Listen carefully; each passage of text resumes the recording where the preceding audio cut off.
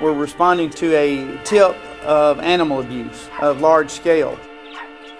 There's feces on the floor, no flooring in some places, thousands of cockroaches, maggots. Animal Rescue Corps responded to our location. They were here earlier in the week as well. This year will be 10 years that we have been rescuing animals. And yesterday was the largest number of animals we've ever extracted from a property. Over 600 animals we pulled off that property. The conditions on this property were some of the worst I've ever seen. These people had assembled pens out of scrap metal and shelving such that we had to use bolt cutters to even get into where the dogs were. The small animals perhaps had it the worst of all because they were held in containers that over years had completely filled with feces, so that the small animals were pressed, their bodies were pressed against the lids of the container by their own feces having built up in the container. Common issues that we're seeing with these guys was emaciation, internal and external parasites. We have a lot that are pregnant. A lot of the dogs have extremely overgrown toenails. They have derm issues, eye issues, either from scratches or from infection from ammonia. Our rats have a lot of bite wounds associated with overcrowding and lack of food. The ammonia levels in this house were dangerously high for animals or people to be living in. They are slowly deadened to what is in front of them. It's been demonstrated by psychologists and others who study human behavior that a lack of empathy towards animals can be an early indicator of other forms of violence. When you walk up to a trailer thinking that you're going to investigate an animal cruelty case, and then you see a 1.5-year-old child in that cage. I don't care how many years you've been in law enforcement, I don't care what you've done, and every toy that that child has got is in that cage. It's just not supposed to be that way. In short, the child was living just as every other animal was on the property, in a cage in filth. We're trying to make sense of these things that don't make sense.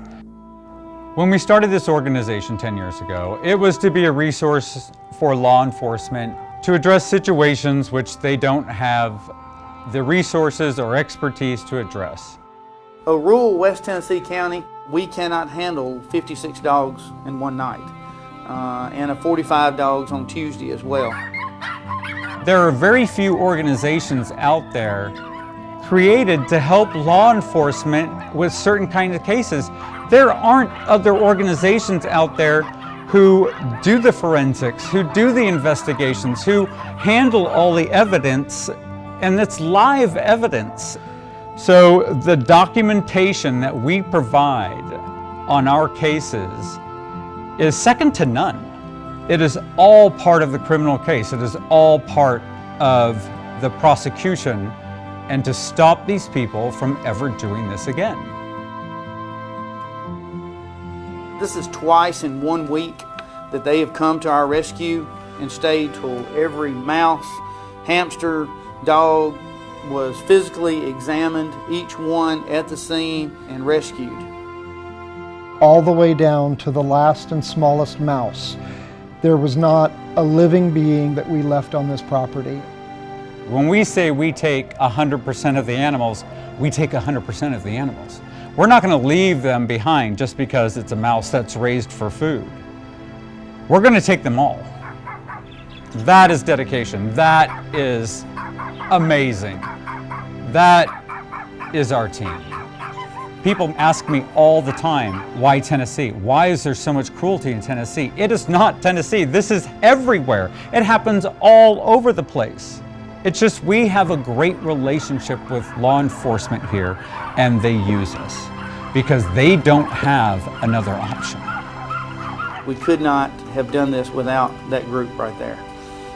We owe a big thank you to the Animal Rescue.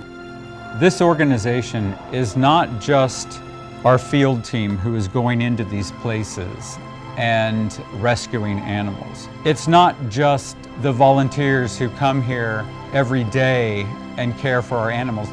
It's more than that. It's our donors, it's our supporters all around the world. These communities that we're going into may not be your community, but it's the communities that need it. It's the ones who have no resources, the ones where the animals will sit there and suffer if someone doesn't do something, and we're the ones who are going to do it. Everybody can be a part of this. Everybody can help. We're just the boots on the ground, but it's not going to happen without donors, without support, without you.